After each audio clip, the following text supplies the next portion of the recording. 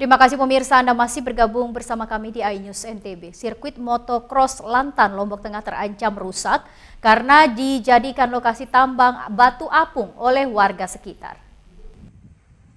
Sirkuit motocross di Desa Lantan, Lombok Tengah rusak setelah diguyur hujan dan tidak dikelola dengan baik. Sirkuit mengalami amblas di sejumlah titik serta mulai ditumbuhi semak-semak, padahal perhelatan motocross tingkat nasional baru digelar beberapa bulan lalu. Mirisnya karena sirkuit yang dikelola pemerintah dijadikan lokasi tambang batu apung oleh warga sekitar. Salah satu penambang mengaku setiap hari mampu menambang 30 karung batu apung per hari dan dijual ke pengepul untuk memenuhi kebutuhan ekonomi mereka. Jalan 6 bulan udah dari mulai dibuka sirkuit ini. Ya kayak kalau kita temukan batunya banyak kira-kira 10 karung per hari. Ya penghasilannya itu udah 50 per hari. Sementara itu, pemerintah daerah Lombok Tengah, Dinas PUPR menilai sejauh ini aktivitas warga mencari batu apung dinilai belum membahayakan dan batu apung yang digali warga di sekitar pedok sirkuit yang merupakan batu yang dibawa air saat hujan di bagian elevasi sirkuit paling rendah. Kalau bicara kepadatan sebenarnya justru mengganggu batu apung itu sebenarnya, justru mengganggu ya. Cuma kemarin tidak terlihat karena dia tertanam gitu. Tapi kalau terbongkar itu mengganggu. Sementara itu terkait antisipasi terjadinya banjir kembali di wilayah ini, Dinas PUPR Lombok Tengah membuat talut dan drainase. Dari Lombok Tengah, Emma Widiawati, iNews melaporkan.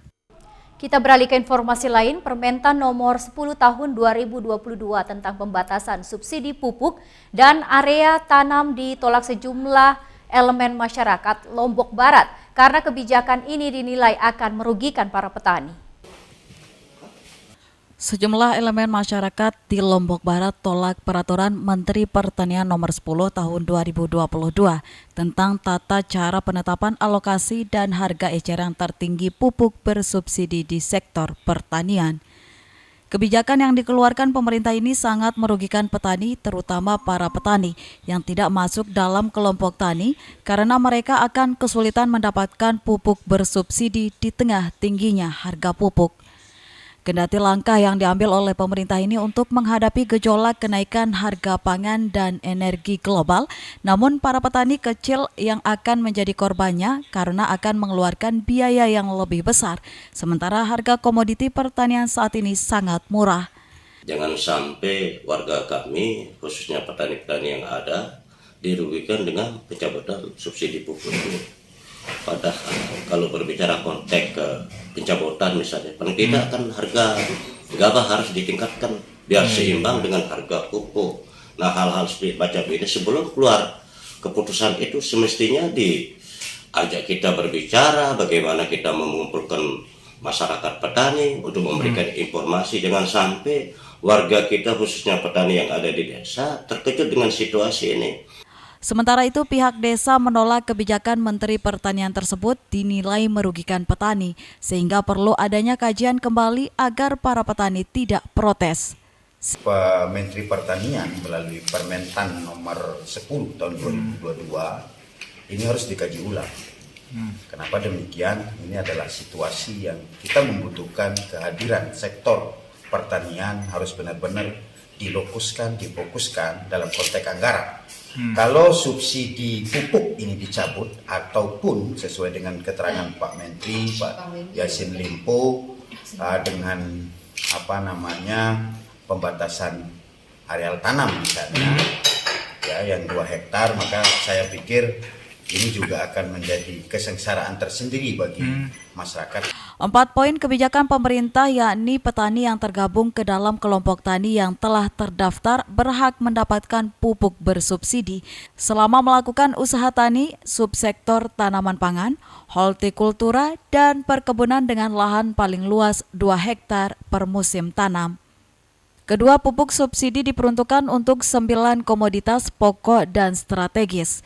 Ketiga, subsidi pupuk hanya pada jenis urea dan NPK. Dan keempat, harus menggunakan sistem informasi simultan. Dari Lombok Barat, Muzakir, iNews melaporkan. Kita beralih ke informasi lain, rencana vaksin tahap keempat di Provinsi NTB belum kejelasan dari pemerintah pusat. Menyusul rendahnya capaian vaksin booster hingga per 25 Juli 2022, capaian vaksin booster di Nusa Tenggara Barat baru mencapai 36%. Dinas Kesehatan Provinsi NTB hingga saat ini belum menerima ketentuan terkait rencana vaksin booster keempat di NTB.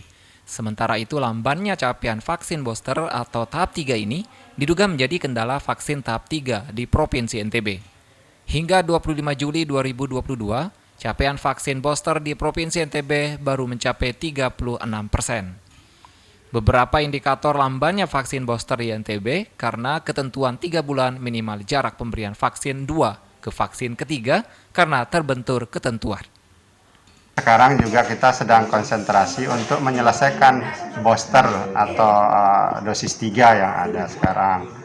Di mana posisi booster kita 36,01 ya hingga tanggal 25 Juli. Nah, artinya untuk bisa masuk ke tahapan selanjutnya tentu kita harus selesaikan dulu yang tahapan booster yang sesungguhnya atau dosis ketiga ini. Hingga saat ini vaksin tahap keempat di NTB belum ada ketentuan yang jelas kapan akan terlaksana karena lamban vaksin booster. Dari Mataram, Vinka Andini, iNews memberitakan. Kami akan kembali hadir usai jeda pariwara berikut dengan beberapa informasi lain. Tetap bergabung bersama kami.